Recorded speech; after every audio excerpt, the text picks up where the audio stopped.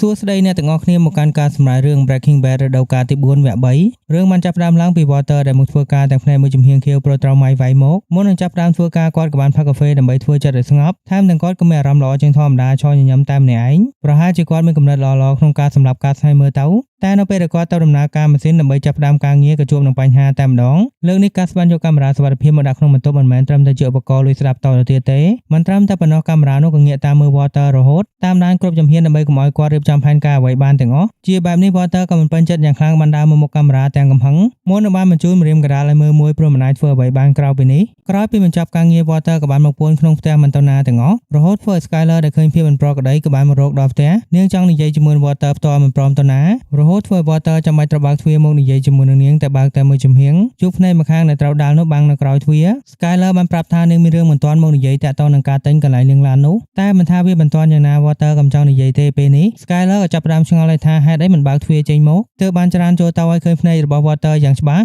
នេះវាធ្វើឲ្យនាងចាប់ផ្ដើមអារម្មណ៍ថាមានអ្វីកើតឡើងជាមួយនឹង Walter វាគ្រោះថ្នាក់ឬអត់នាងមិនបានបារម្ភពីរបួសនោះទេតែបញ្ហានៅកន្លែងធ្វើការនាងចង់ដឹងថានឹងមានមនុស្សត្រូវបញ្ជូនមកសម្លេះ Walter ឬអត់ Walter ក៏ឆ្លើយថាវាមិនគ្រោះថ្នាក់ទេគ្រាន់តែស្មុគស្មាញបន្តិចគាត់គ្រាន់តែឆ្លោះជាមួយនឹងមិត្តរួមការងាររឿងយុទ្ធសាស្ត្រអាជីវកម្មទេគ្រាន់តែប្រើអារម្មណ៍ច្រើនតែបន្តិចលទ្ធផលក៏ចេញមកបែបនេះ Skyler ក៏ស្ងាត់ទៅមិនសន្ទុះមកប្រាប់ថាសណ្ដែកក្លាសេ Walter ក៏ឆ្ងល់ថានាងនិយាយពីអ្វី Skyler ក៏បានអធិប្បាយសណ្ដែកក្លាសេអាចកាត់បន្ថយហើមនឹងជាប់បាននាងចង់ជួយ Walter តែបញ្ហាផ្ទះរបស់ Walter គ្មានអ្វីបែបនោះទេទៅ Skyler ឈប់ស្គាល់ពីរឿងនេះហើយប្រាប់ថាបើវាគ្រោះថ្នាក់ឲ្យឈប់ទៅ Walter ក៏សន្យាបើគាត់មានអារម្មណ៍ថាវាគ្រោះថ្នាក់កាលណាគាត់នឹងឈប់ដូរតែ Marie ចរិតប៉ុនលួចរបស់នាងក៏ត្រឡប់មកវិញហើយតែរឿងកុហកឲ្យគេជឿនៅពេលឲ្យភ្លេចខ្លួនក៏លួចនេះលួចនោះត្រឡប់ទៅផ្ទះវិញនាងតែងតែធ្វើដំណើរទៅតាមផ្ទះដែលកំពុងប្រកាសលក់នាងធ្វើឲ្យចាប់អារម្មណ៍ឲ្យតែរឿងមកថានាងជាអ្នកមានដែលមានសមត្ថភាពនឹងទិញរហូតធ្វើម្ចាស់ផ្ទះនិងអ្នកគប់ជេរជឿនៅពេលដែលពួកគេភ្លេចខ្លួននាងក៏លួចមកនាងក៏មិនបានលួចអ្វីដែលថ្លៃនោះទេគ្រាន់តែធ្វើជាទម្លាប់តែប៉ុណ្ណោះត្រឡប់មក Walter និង Jesse ក្រោយពួកគេធ្វើការងារចប់ក៏ត្រៀមខ្លួននឹងទៅផ្ទះតែមុននោះ Walter ក៏ចង់ឲ្យ Jesse មើលអ្វីម្យ៉ាងនោះកាមេរ៉ាសុវត្ថិភាពវាល្មើសសិទ្ធិសេរីភាពរបស់អ្នកធ្វើការសុទ្ធសាធ Jesse ក៏គ្មានបញ្ហាអ្វីគាត់មានទូនាទីត្រឹមតែផលិតថ្នាំចាំបាច់ខ្វល់ពីវាធ្វើអីម្យ៉ាងទៀតថ្ងៃនេះ Jesse ទំនេរគាត់ចង់ទៅបើក Go-kart ព្រមតែបានបបួល Walter ទៅដែរប្រកាសនោះ Walter ក៏បដិសេធព្រោះគាត់ចាស់ពេកនឹងទៅបើកឡានកូនក្មេងតែមុននឹងចែកផ្លូវគ្នា Walter ក៏ឃើញភាពមិនប្រក្រតីរបស់ Jesse មួយរយៈនេះមិនសូវជារីករាយសោះមិនថាគាត់ព្យាយាមបបួលនិយាយយ៉ាងណា Jesse ក៏មិនព្រមបើកចិត្តប្រាប់គាត់រីឯខាងសក៏បានមកបង្ហាញខ្លួននៅផ្ទះរបស់ Walter ពេលនេះមិនសូវជាហ៊ាននិយាយនៅក្នុងការិយាល័យរបស់ខ្លួនឯងហើយព្រោះខ្លាចយ៉ាងខ្លាំងហើយបានជាគាត់មកទីនេះក៏ដើម្បីសាយលក់ហាងរៀបថ្នាំកញ្ចក់ដែល Jesse មិនព្រមទិញកន្លែងនោះវាល្អខ្លាំងណាស់ចំណូលក៏ខ្ពស់មានបុគ្គលិកច្បាស់លាស់វាគឺជាកន្លែងសម្អាតលុយដ៏ល្អបំផុតដែលគាត់ចង់ណែនាំចំពោះអ្នកស្រី Skyler ចង់ធ្វើកញ្ចក់ free មួយជីវិតឬអត់ទេនាងត្រូវការកន្លែងលាងឡានរឿងនេះសក៏ត្រៀមខ្លួនមកយ៉ាងល្អដែរគាត់ដឹងថា Skyler ទៅសុំទិញហើយតែបរាជ័យត្រូវម្ចាស់នៅទីនោះប្រើចិញ្ចើមដ៏ក្រាស់វាប្រហារថែមនឹងទារថ្លៃរហូតដល់20លានតែក៏មិនរំមានអ្នកជំនាញដូចជាគាត់ហើយគ្រប់យ៉ាងត្រូវដោះស្រាយតែនៅពេលនោះសក៏ឃើញអង្គរៈរបស់គាត់ដើរសម្ដៅមកក្នុងផ្ទះគាត់ក៏ភ័យទុកមុនប្រញាប់ចេញទៅសួរទុកឲ្យ Walter និង Skyler ឆ្ងល់ថាវាកើតអីតែវាក៏គ្មានអ្វីទាំងអស់អង្គរៈរបស់គាត់គ្រាន់តែសុំចូលបន្ទប់ទឹកត្រឡប់មកសាយការវិញ Skyler ចង់ឲ្យសធ្វើយ៉ាងម៉េចក៏បានឲ្យម្ចាស់កន្លែងលាងឡាននោះលក់សក៏ប្រាប់គាត់មានវិធីជាច្រើនដើម្បីដោះស្រាយជាមួយនឹងរឿងនេះផែនការទី1គាត់នឹងហៅពន្ធដារមកត្រួតពិនិត្យបញ្ជីដើម្បីមើលថាមានការកិច្ចពន្ធឬអត់ផែនការនេះ Skyler មិនយកទេព្រោះមិនចង់ពាក់ព័ន្ធជាមួយនឹងពួកនោះខ្លាចមានផលតាមមកក្រោយពីទិញកន្លែងលាងឡាននោះហើយអញ្ចឹងផែនការទី2យកប៉ូលីសអន្តោប្រវេសន៍មកត្រួតពិនិត្យគាត់ជឿថាអបិយចំក្រៅនោះត្រូវជួបបុគ្គលិកខុសច្បាប់ជាមិនខានមួយនេះនាងក៏មិនយកដែរព្រោះមិនចង់ឲ្យអ្នកដែលមិនពាក់ព័ន្ធមកលំបាកជាមួយអញ្ចឹងក្រុមភេរវកយ៉ាងមិនដែរគាត់នឹងឲ្យអ៊ីស្លាមមកកាយដើរទៅវិញទៅមកនៅមុខហាងបើកឡានចូលមកចតធ្វើខ្លួនគួរឲ្យសង្ស័យមួយនេះក៏មិនកើតคล้ายៗជាបញ្ហាធំបានចុងក្រោយក៏ត្រូវតកំណត់ទៅ Walter ប្រាប់ថាទៅទិញកន្លែងលាងឡានថ្មីក៏បានស្រួលមិនចាំបាច់ត្រូវរឿងច្រើនអ្វីទេតែ Skyler ក៏មិនព្រមព្រោះទៅត្រូវមេចាស់របស់ Walter ឌឺដាក់នាងត្រូវតែសងសឹកតតែបានដោយការទិញកន្លែងនោះមកហើយមេក៏ផ្ញើមកប្រាប់ថា Walter ជាមនុស្សកំសាកខ្លាំងណាស់មិនហ៊ានចូលទៅទិញដោយខ្លួនឯងឲ្យប្រពន្ធមកជំនួស Walter ដែលលឺក៏បដូរមកខាង Skyler នឹងទិញទីនោះតតែបានទើបបញ្ហាទាំងអស់ធ្លាក់ទៅលើសដែលជាអ្នកទទួលខុសត្រូវទៅរកវិធីល្អៗមកឲ្យបានចំណែក Jesse ក៏មិនបើក Go-kart លេងតែម្នាក់ឯងនៅរហូតដល់មិនសល់នរណាទៀតហើយ Jesse មិនសប្បាយជាមួយនឹងការបើកសំបីតែបន្តិចគាត់គ្រាន់តែចង់បញ្ចេញកំហឹងនិងអារម្មណ៍ផ្សេងៗទាំងអស់ចេញមកតែវាក៏មិនបានជួយអ្វីទេវាមិនបានធ្វើឲ្យគាត់ប្រសើរឡើងជាមុនសំបីតែបន្តិចក្រោយពីនោះនៅពេល Jesse ត្រឡប់មកផ្ទះវិញពួកញៀនថ្នាំដែលគាត់យកមកនៅក្នុងផ្ទះក៏ចាប់ផ្ដើមបង្កបញ្ហាយករបស់របរចេញទៅដូចជារបស់ខ្លួនឯងចំណែកខាងក្នុងក៏ខ្ទេចខ្ទីទាំងគូជញ្ជាំងទាំងវាយគ្នាតែ Jesse នៅពេលនេះដែលឈួរទៅបាត់ហើយក៏មិនខ្វល់ទាំងអស់ថានឹងមានអ្វីកើតឡើង រីឯម៉ារីមួយថ្ងៃក៏មិនធ្វើអ្វីដើរទៅតាមផ្ទះដែលប្រកាសលក់នាងដូចជាចាប់អារម្មណ៍នឹងស្លាបព្រាដែលតាំងបង្ហាញយ៉ាងខ្លាំងទើបអ្នកគប់ជេរបានចូលមកនិយាយជាមួយនឹងនាងតាមធម្មតាម៉ារីក៏ប្រើល្បិចដដែលអួតប្រាប់ឲ្យអ្នកដទៃជឿទុកចិត្តនាងបានប្រាប់ថាមានបងប្រុសជាទាហានមានប្តីជាអ្នកបើកយានអវកាសក្រោយពីនិយាយទៅមួយសន្ទុះអ្នកគប់ជេរក៏បានសួរថាមានកូនឬអត់ម៉ារីក៏បានឆ្លើយទៅយ៉ាងលឿនថាអត់មានទេហើយក៏ចង់មានដែរក្រោយពីនោះក៏គ្មានអ្វីច្រើនរហូតដល់នាងត្រឡប់ទៅវិញតែនៅពេលនោះអ្នកគប់ជេរក៏ឃើញភាពមិនប្រក្រតីហើយសព្រាបាត់ហើយម៉ារីក៏មិនព្រមចប់នៅព្រឹកថ្ងៃបន្ទាប់នាងក៏បានទៅដល់ផ្ទះមួយទៀតលើកនេះនាងមានឈ្មោះតាមីនីធ្លាប់នៅទីក្រុងឡុងជាច្រើនឆ្នាំហើយនាងក៏មានកូនទៀតតែបញ្ហាគឺអ្នកគប់ជេរកាលពីមុននោះបានចូលមកលឺនៅអ្វីដែលនាងនិយាយរឿងកូននេះវាក៏បានបង្ហាញឃើញច្បាស់ថានាងជាអ្នកបោកប្រាស់នៅពេលនោះម៉ារីដែលងាកទៅឃើញអ្នកគប់ជេរក៏ត្រូវភ្ញាក់ផ្អើលទៅប្រញាប់ចេញពីទីនោះតែខាងនោះក៏មិនព្រមបណ្ដោយទៅណាបានទេតាមមុខជាប់នាងបាននិយាយរឿងសព្រាគិតថាម៉ារីជាអ្នកលួចម៉ារីក៏មិនស្លុតធ្វើជាមិនដឹងអ្វីទាំងអស់ព្រមតែបានគម្រាមថាប្តីរបស់នាងគឺជា DEA ខាងអ្នកគប់ជេរក៏មិនជឿព្រោះនាងក៏ហក់មុខច្រើនហើយពួកគេទាំងពីរក៏ចាប់ផ្ដើមឆ្លោះប្រកែកគ្នាទៅវិញទៅមកមុនបញ្ចប់ដោយការទាញកន្ត្រាក់បណ្ដាកាបូបរបស់ម៉ារីដៃរបស់របរដែលលួចមកក៏ធ្លាក់ចេញមកទោះជាមានផតតាមបង្ហាញមកប៉ុណ្នេះម៉ារីក៏មិនខ្លាចនឹងបានគម្រាមទៅថាចង់មានបញ្ហាមែនក្រោយពីនោះមិនយូរប៉ុន្មានហាងក៏បានទទួលដំណឹងនេះគាត់មានអារម្មណ៍ឈឺក្បាលនឹងរឿងនេះព្រមទាំងផ្លាយចិត្តទៅដំណើរគ្នាគាត់មិនយល់ថាម៉ារីធ្វើរឿងទាំងអស់នេះទៅដើម្បីអ្វីចង់ជេរក៏ជេរមិនចេញទៅបានតាក់ទងទៅរកមិត្តភក្តិឲ្យទៅជួយចំណែកម៉ារីក៏ធ្វើដូចជាគ្មានអ្វីកើតឡើងរហូតដល់មានប៉ូលីសម្នាក់ដើរចេញមកប្រាប់ថានាងអាចទៅផ្ទះវិញបានហើយនាងមិនត្រូវចាប់ព្រោះវាមិនមែនជាបញ្ហាធំដុំអ្វីពលរួមជាមួយនឹងនាងមានប្រវត្តិព្យាបាលជំងឺផ្លូវចិត្តទៀតផ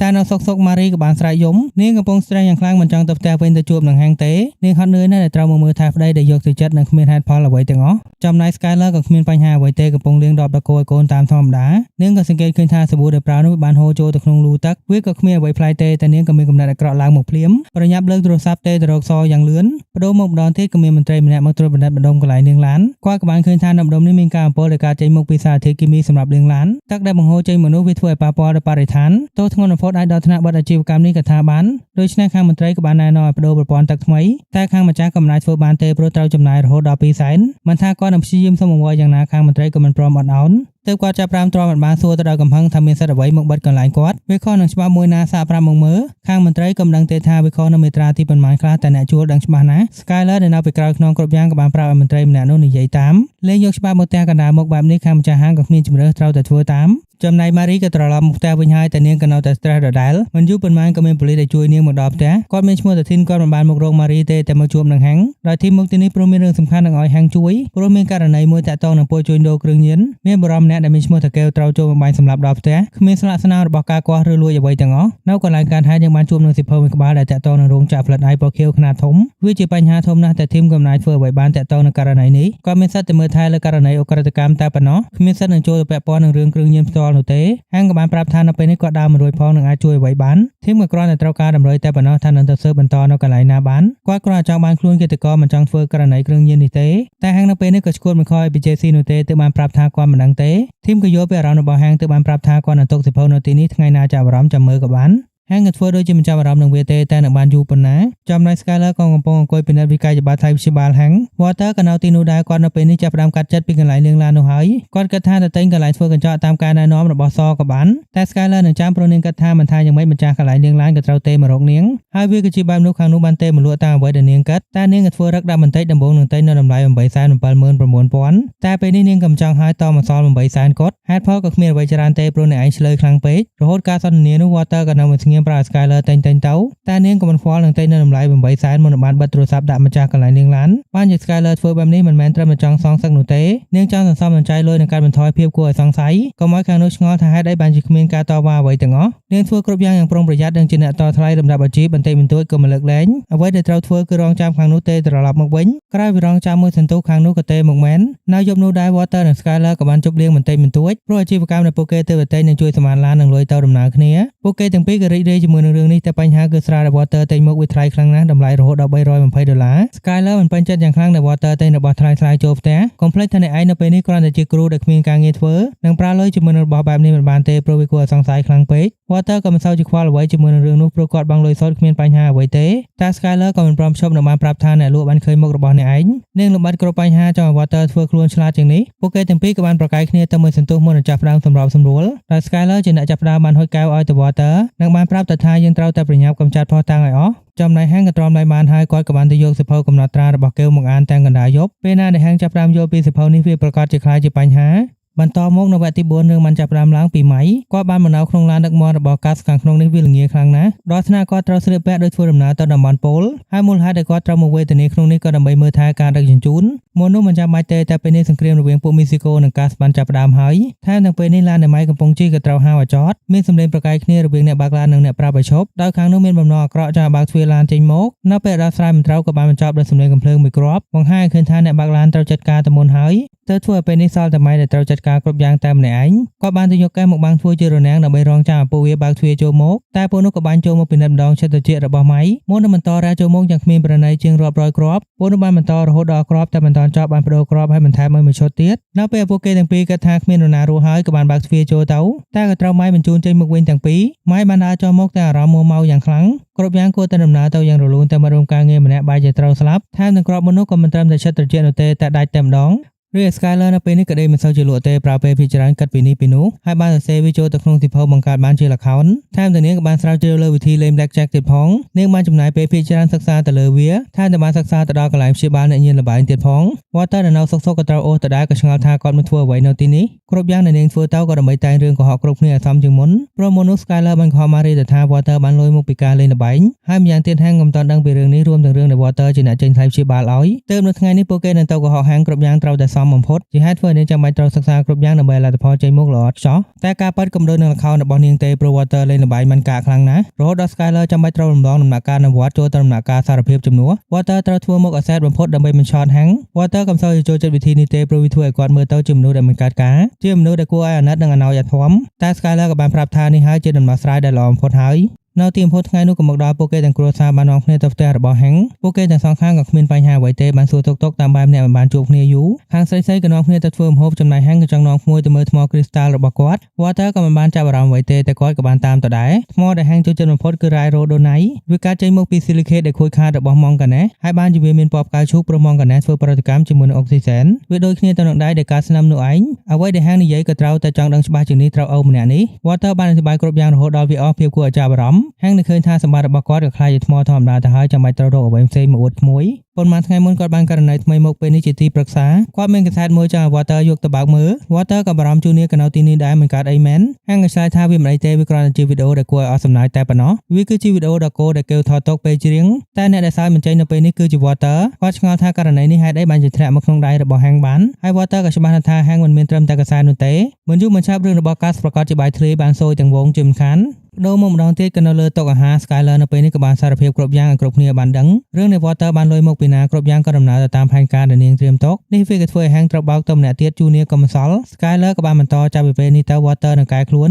ឈប់យកលុយទៅលេងល្បែងបដូរមកទិញកន្លែងលាងឡានវិញJuniorក៏បានបន្ថែមឈប់ធ្វើអីអូហេតុអីមិនទិញឡានឲ្យគាត់មួយសិនចាំឈប់ដោយនៅពេលនោះវាក៏ដល់ពេលរបស់ Walter គាត់បាននិយាយខ្លីៗទៅថាគាត់មានអារម្មណ៍ខ្មាស់អៀននឹងទង្វើរបស់ខ្លួនឯងខ្លាំងណាស់និយាយចប់ក៏បានសុំទៅបន្ទប់ទឹកយ៉ាងលឿនតាមពិតក៏មិនបានទៅបន្ទប់ទឹកអីទេតែទៅរើឯកសារនៅបន្ទប់របស់ហាងមើលថាហាងបានដឹងអ្វីខ្លះហើយនៅពេលនេះគ្រប់យ៉ាងត្រូវធ្វើឲ្យលឿនបំផុតដើម្បីកុំឲ្យហាងដឹងខ្លួនអ្វីដែល Walter បានជួបមុនគេបង្អស់គឺរូបរបស់កែវតែអ្វីដែលជាបញ្ហាគឺកំណត់ត្រារបស់កែវដែលសរសេរទុក Walter ដែលបានបើកមើលក៏ភ័យស្ទើរស្លេកតែនៅពេលនោះហាងក៏បានស្រែករក Walter ដោយក្តីបារម្ភព្រោះឃើញថាបាត់ទៅយូរពេកតែសំណាងល្អដែលគ្មានអ្វីកើតឡើងព្រោះ Walter គេចេញមកបានទាន់ពេលដោយហាងក៏បានសួរ Walter ទៅដោយក្តីបារម្ភតែ Walter ក៏មិនបានកើតអីទេហាងក៏មិនព្រមចាប់នឹងបានប្រាប់ទៅថាគាត់នឹងជាមិត្តភក្តិដ៏ល្អឲ្យមានបញ្ហាអីប្រាប់បានមានអ្វីនៅក្នុងចិត្តអាចនិយាយចេញមកបានគាត់នឹងជាអ្នកស្ដាប់ Walter ដែលឮក៏បានបកទៅវិញជាមួយនឹងសម្ដីដូចគ្នាមានបញ្ហាអ្វីអាចពិភាក្សាគាត់បានរហូតដោយហាងដែលឮក៏បានពិភាក្សាជាមួយនឹង Walter រឿងតាក់ទងនឹងគីមីគ្រប់យ៉ាងដែល Walter និយាយក៏ដើម្បីឲ្យហាងមកពិភាក្សាជាមួយនឹងគាត់រឿងករណីនោះអ្វីដែលហាងដឹងគឺពួកនោះមិនធម្មតាទេនៅពេលនេះអាចផលិតថ្នាំបានរាប់រយផោនក្នុងមួយអាទិត្យហើយកែវអ្នកដែលត្រូវកម្ចាត់នោះក៏ជា idol របស់គាត់តែម្ដង